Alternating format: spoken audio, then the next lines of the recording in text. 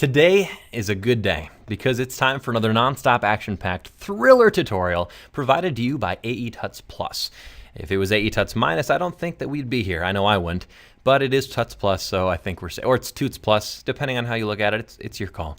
My name's Adam Everett Miller, and I hope you guys brought your goggles and snorkel because today we're going to be getting a little wet. Here's what we're going to do.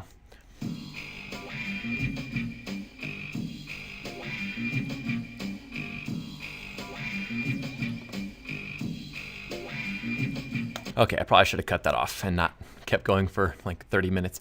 But basically what we got going on here is it's a simulation. It almost looks like maybe there's like a swimming pool full of paint, like purple paint. And, you know, someone just stuck their foot in way up over here and it was causing ripples that then came and somehow protruding from the bottom were the letters AE Tuts Plus. And they're kind of sort of creating a displacement that the purple paint is then pouring over. You know, that's kind of how it looks. What this is, okay, well, let's just get started. How would we start this?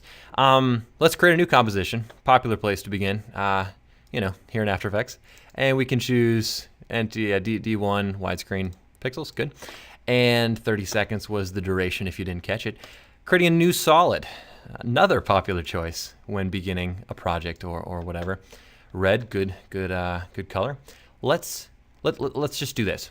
If you were to go, okay, you want to create a ripple, I'd probably type ripple, and I see CC ripple pulse, and I just see ripple. Well, I'm just going to keep things simple, and I'm going to apply that right there. Well, I'm not seeing anything go on. If you apply ripple to footage, it'll do something. But basically, let's actually cause a little bit of, let's add a ramp really quickly, and drag that behind. And now we should see, well, hold on one moment. We need to actually increase the radius of the ripple a little bit. And let's make that radial and do this. I'm just showing you the other, the other way to create a ripple would be to potentially do something along these lines. And, you know, you can increase the width of it. You can increase the phase. What else do we want to do? Let's make it symmetrical. And okay, so this is one way to do a ripple, is just to apply the generic ripple, you know, thing over here, preset effect. But that's not what we're going to be doing today. Today we are getting rid of all this simple stuff, and we're going to be delving into the world of Wave World. Not Wave Warp, Wave World. Let's pop that on. Alrighty. Well, we start off and we see some grids, which is a good thing to see, and it's kind of confusing. We're seeing a ripple, but this is not anything close to the ripple that we had when we actually applied the effect ripple. We're having like a cross-section of a ripple, which is pretty weird. Well, what this is going to be a working view. And what we're going to do is switch over under view, switch over to height map. This is going to show us, okay, there we go. That's the view I was looking for. Without even creating a ramp or anything, we already have a pretty nice little ripple going on here. And switching back over to the wireframe preview, I'm just going to kind of go through this just to give you guys a brief rundown of what this effect is all about, okay? I'm going to give you 10 guesses, okay? Which of these 4 layers is the water surface? No, not the blue one on top. You were right. It is the white one in the middle. And this is the surface of the water, and as you see, as if something is generating some kind of a pulsy ripple, that is what is being distorted, right? So first off, our first little drop down we have is, these are all just our controls. This can't be controlled by a camera in the comp or anything. You have to kind of do everything manual. It's a little bit tedious, but you can rotate, work around. It's all going to be centered around the center pivot point here. You can't adjust that at all. And you can also rotate this way. And this little guy is going to come in handy in a little bit. And then vertical scale, that's just how proportionate it's all going to be. Cool, first one down. Let's move to the next one. Height control maps. Okay, well, I'm going to switch over to the height map for a second. Brightness and contrast. You can make it brighter or you can make it darker. That makes sense, right? And then contrast, you can make it more or less contrasty. But let's switch over here and take a look just to give you an idea of what's happening. Brightness. Picture this top guy. Let me go back and reset the view a little bit more here. This top white guy here, oops, this is the one I want to reset. Okay, I'm sorry. The top square is white. Okay, the bottom square is black, not the bottom, but this other square is black. Okay, and the ripple is almost it's generating a almost a map of proportion. This is kind of, it's almost like levels, except the high points are brighter and the darker points down here are darker. And so as it ripples, those that are up high, so right now you can see that the center is kind of dipping low. As we switch over here into the height map, we can see that the center is darker than the outside, right? And as we move over to white being really bright, then we switch over to height map and we can see that there it is, really high. So what this is, as we go from brightness and contrast, let's increase the brightness. What that's gonna do is push everything down. And let's just rotate a little bit here so we can see. Anything that is above, okay, work with me, there you go. Anything that is above this plane is gonna be cut off. It's gonna be clipped at 100% white, pure white. Typically when you're dealing with luminance, like grayscale valued generators, you're gonna wanna keep everything between 0 and 100%. You know, unless you're dealing with raw in Photoshop or something like that. You want to be dealing with grayscale from 1 to 100%. This right now it's over 100% white. So when we switch over to height map, this is, as you can see here, white. But there's no detail from here to here. It's white. So you don't have a curve, you don't have anything, and the curves and the value, the kind of ramping, creating that gradient, that's what is going to create the effect. So when we clip in the white here, that's something we're going to want to avoid. Switching back over to the view, let's reset the brightness. Obviously then if we decrease it, it's going to go further away. And if we go to contrast, what that does is, okay, if we want to increase the contrast, we can bring those guys closer together. And then we separate them more, and that's going to bring, you know, make the extreme ends, the 100% white and 100% black, farther apart, right? So we're going to reset that as well. Gamma adjustment, don't worry about that. That's not important. Okay, so we're getting a pretty decent little feel for this effect. Okay, the next one, moving down, simulation. By default, it's at 40 right now. This is a decently large. I mean, what you're looking at right now might look more like this, where it's really stair-steppy. You can, what it does is it's kind of, you can see here, I guess if I zoom in a little bit more, it's kind of creates some pixelation or whatever. The grid isn't that crystal clear, and that can be seen when we're over here. If you decrease this down, you can see the quality is kind of squared off a little bit. It's not 100% perfect round. But if you increase the grid resolution, it's going to make it a lot clearer.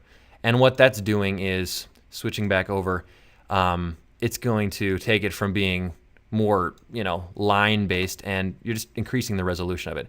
So you have a much more realistic, very pure looking wave, which looks pretty stinking sweet to me. Look at that dip down. Wave speed is the, you know, the speed in which the wave is moving.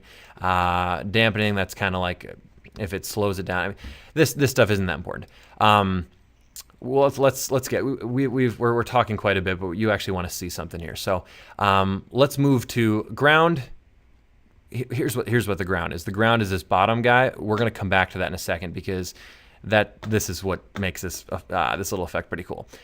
So remind me about ground in a couple seconds. Lastly, producer. Switching over to the height map. Producer, just like where you control the center, you know, you pick where it's going to be, and you can drag this little center around, right? And we got type. You can do ring or line. Just stay with ring, probably. I don't know. And then the height and length, you can make it longer, or you can make it wider.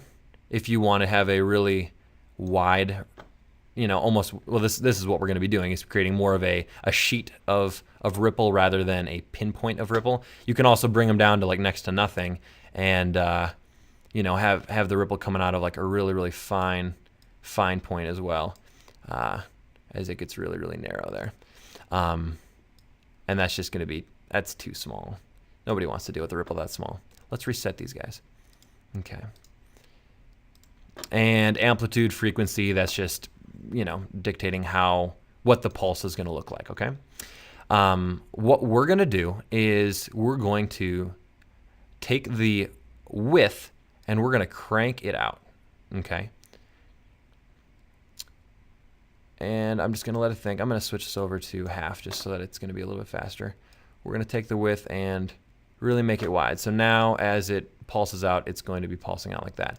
Take the producer and bring it right up here, or position rather. And so now it's just going to be producing down, okay? And from there, let's take a look and see what this looks like on this end. Let's do a little rotation here. And now we can see that we have a nice little sideways ripple, okay?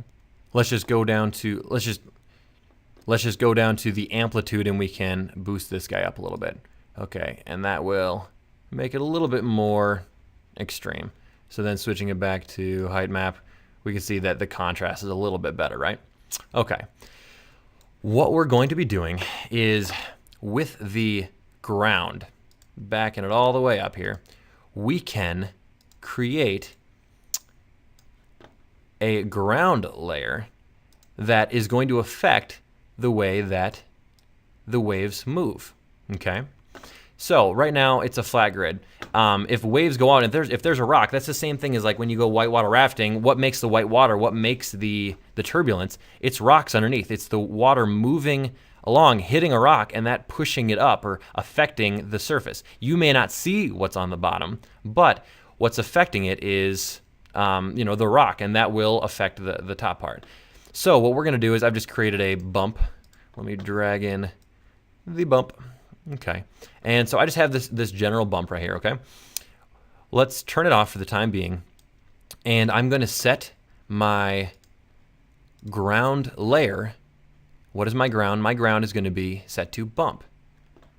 Okay, well look at what that just did. That just created remember how it was blurred here? I can turn it back on just so you can see it. It's blurred on the edges, and so it's going to be an even increase to lift that up. And so when we go back over, we got that now. Now let's switch to the, I'm sorry, wrong side. Let's switch to the height map, and we can see that as it moves, it's going to be slowing it down. We'll do a quick little preview of it, and it's affecting where the wave is going. Pretty cool, right? Okay, well let's take it one step further. Well, no. Yeah, should we? I don't know. Yeah, let's take it one step further. And I'm just deciding which part to whip out first. But let's take it one step further because we're going to be creating a map that it's a luminance map that we will then apply the other filter to. So what I've done is also created another one called words. We'll pop that in and take a look at it. Okay, well, what the elements of words, I'll bring up words here. Words is white, not fully white, because fully white is going to be peaking, but 80% white. I brought in the words AE tuts, and I applied a little bit of a ramp, and just from gray to black. And so then as we come over here to look at it, let's come and set it from bump now down to words. Let's take sorry, I'll turn it on. Let's take a look at what we're dealing with here. Now we have, notice how there's a ramp going from that all the way down to black. And the ground is now a ramp, and the words are protruding slightly from in the water. Look at that. Notice how it's peaking there. It's hitting the top. So then let's look over and see how that's looking from the top. Okay. We have them over there. Let's take them down just a hair so they're not, okay, height, steepness, ground. Let's bring it down just a little bit. Okay, right, oops, a little less, maybe 0.225. Okay, then as we go and the waves go over, it's going to affect our water, right? And you see the bounce off and everything. And you can tweak all of these things. You can adjust how high it goes, and you can adjust how much it goes down, it goes up, the height, where it is going to be, where the ground level is going to be. These are all things that you can play around and tweak with. I've already done most of that here in this composition. And so you can play with that accordingly until you get what you're looking for. What I've done is I have it set to 0.25, 0.28, and wave strength 0.37. I don't know which of these is different. And if you want to pause it to directly emulate what I've done, I just want to get through a lot of this, so I'm not going to go through and give you all the exact things, but pause, zoom in, look at all these things, and you can map this to the exact amount if you'd like. And height controls are all these things. There you go. Okay. What I've done is I've created this map. And another thing to keep in mind, remember, simulation, it's going to look a lot cleaner. It might take a little longer to render. It's going to look cleaner. If I was down here at 40 still, it's not going to look that, well, oh, that's another thing to bring in to play. Okay, let's do this really quick. Okay, we increase the grid resolution, right? And you think that that's simply just going to make this look more or less clear. What it actually does is it actually does affect the end result. As we increase the resolution, it's actually increasing the height of the ground. And I don't know what the thing is. I mean, I don't know what the initial intent was, but it's not simply a matter of, oh, it's going to be more or less clear. It actually does affect your output. So when I got started, I actually cranked it right up to, I guess the end thing was 688, but crank it right to what you're going to end with.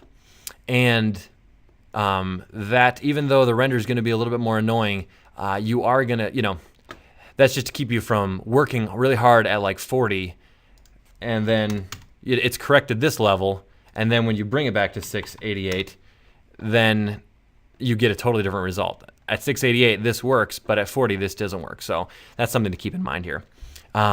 So I have the waves coming down. I'm going to bring this down to a third just because it does take a while to render. And as it comes on, it kind of comes over the letters like that. Okay, well that's the first half of it. We need to create this initial mat, okay? The second part 2 of the tutorial, is what we do with this mat that we've created. And that brings us over into comp 2, which is caustics. I'll create a new composition actually. Let's just do that so that you guys can see it from scratch. New composition, same thing, 30, sounds good. And what was the one we used? Was it waves? It was. Let's take waves and drag it, into comp number 5. And so there we have it. And it's going to render. I probably should have re-rendered this or pre-rendered it rather, to save on time. Actually, let's do that. Let me pre-render really quick just so that our rendering is going to be, so it's going to be smooth from here on out. So hold on one second. And I'm going to drag it in. But in the render time, as I've been sitting here waiting for this thing to render out, looking a lot smoother and a lot pretty stinking cool actually, I'm realizing that I don't quite want to hit this yet. So I'm going to wait on that for a second. I have over here in comp 3, I have kind of a moving ripple, right? And this is just going to be a better way to introduce what caustics is going to be all about. So I'm going to take this guy, and what is this, comp 3? I'm going to drag that down here into comp 5. Comp 3 into comp 5, get rid of this guy, and now we have this, okay? I'm going to create a new solid, and we'll make it red. Went ahead and rendered out this comp 3 as well, just so that I have, a smooth movement now, so I don't have to deal with rendering as well. Thought I'd save a little render time and make this easier to watch. So I'm going to go ahead and red solid. Let's apply caustics, okay? Bam. Okay, not really seeing much. Well, here's what caustic is. Caustics, well, here, let me do this actually. When you're dealing with water in general, caustics, that's a term for water. You have your bottom, you have the water, and you have the sky. And if we come over here to see the water cross section so conveniently created, that's some trees over there and a dock. And you have the ground, right? So like you're standing here in the dock and you're looking down. What the 3 things that you're going to see are the ground below, the surface of the water, and then what's being reflected, like the sky that is being reflected on the surface, right? So here there could be a ripple that's going to distort the sand below it. It's also going to distort kind of the clouds that you see in the sky, right? So closing that. So what we need to do is tell this, I'm going to rename this caustics really quick. We need to tell it what the water surface is going to be. So let's go to water, and we're going to choose comp 3. So we'll go water, choose 1, comp 3. And now what that's going to do is, look at that. Okay, it's got kind of a bluish tinge. What that is surface opacity. It's making the surface a little bluish. We're just going to take that down to 0. Actually, or we could take it all the way up to 100. Okay, that works too. And then you can see what it's doing. That's starting to look pretty stinking sweet. You know, you start with that, and caustics just adds color. You know, it adds life to it, and you know, makes it look pretty legit. Okay, well then let's take another layer here. Let's bring in. I think I have a texture here. I just have a cement texture. I think I have a better texture. Okay, beach. Here we go. I'll bring that one in. Get rid of that guy. Okay, and I'm gonna scale this down accordingly. Okay, so we have a kind of a beach texture. Okay, turning that off. I will come over, and now I'm gonna set the bottom level. Let's change that to beach texture. Okay, remember my surface is at 100%. What if I take that surface and bring it down? Now I have. Okay, I'll bring it all the way down to 0%. Now it's doing that same effect, but it's looking at what's below it. There's a ground there. If I increase the surface opacity a little bit, I can give it kind of a bluish tinge, right? And really cool. You put like a water bug, or you know, you put a finger or something like that running through the water, and it just creates a beautiful, gorgeous effect. The distortion is so realistic. It's awesome. So play around with that. There's plenty of ideas. You know, you can maybe throw a title animated on there and just have like something splash across or whatever.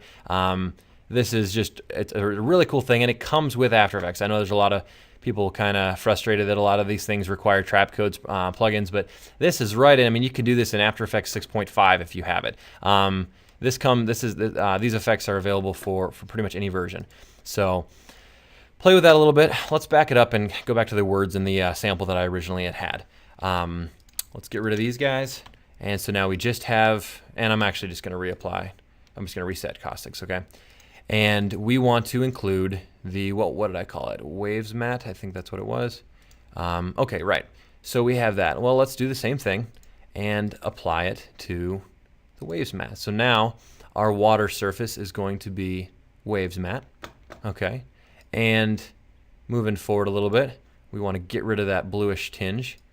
And so we're going to make, let's just make that color. Let's make it the purple that I had done in the example. I had used the actual, I think I had taken the AETUTS logo and under caustics chose that exact, okay, so it's that exact shade. And I might have darkened it up, I don't know, but just like that, right off the bat, we have a pretty cool looking thing. Well, what we're gonna do, just to increase some things, the last aspect is, okay, you take sky, I'll bring in that dumb texture again, okay, and we have this texture scaled down. So what sky would do is, then as we are turning that off, we can go in here and sky mode will make that the texture, and there's going to be a reflection of that as well, which would look really good if you had some clouds or something. And it's going to distort it somewhat differently because it's keeping in mind that it's a sky, so it's not going to be as distorted as the ground level below. But I'm going to undo that. And sky, there is no sky, so don't worry about it. What we're going to do, just to make this look a little bit more shiny, a little bit more like paint, we are going to go into lighting, and let's make it a point light. And bring it down a little bit. You can actually use point light, distant light. You can actually use the first comp light. You can actually control the lighting yourself. A lot of options here, but I'm just trying to keep things simple. Let's increase the intensity a little bit, not too much. And let's increase the position and then ambient light, bring that up just a hair. I can adjust these, and then we'll bring this guy down. Well, maybe right there centered. So now it's got more of a sheen to it. It looks more like it's actually paint that is coming over a surface. Well, that's it, guys. That's the basic premise. I mean, you can see that the options are endless here. I wanted to do a quick overview of the wave world and caustics effects and how they can use each other. Let me do this actually 2 more seconds. I know this is running a little long. What are we currently running at? We're running at probably close to half an hour. I want to show you one more thing. So since this caustics is being generated by black and white, map, let's do something new. Let's go create a new solid, and white's fine. Let's create another one, fractal noise. Okay, I'm gonna take it and let's set the evolution time for here, and let's go forward 6 seconds, and we'll go 5. Okay, so now we have movement, right? Okay, so, and we'll call this one fractal. Okay, so now we have a new black and white map by which to base things off of. So if we apply this, and instead of having it look at the waves map, let's have it look at fractal and see what it creates then. I'm sorry, water surface fractal, bottom none, and let's have it look at, oh, I'm sorry, is it turned off? Does it have to be, oh, here's what I did. You have to pre-compose it, because it's going to be looking at fractal without, it's just going to be looking at this layer without the, obviously there's nothing here, so it's looking at, we need to pre-compose this so that it looks at the layer as is. Does that make sense, kind of? So now it is its own layer, so we go back over into caustics, bring it up, and now we have what we're looking at, because it's actually looking at that layer, not just the pre-affected layer.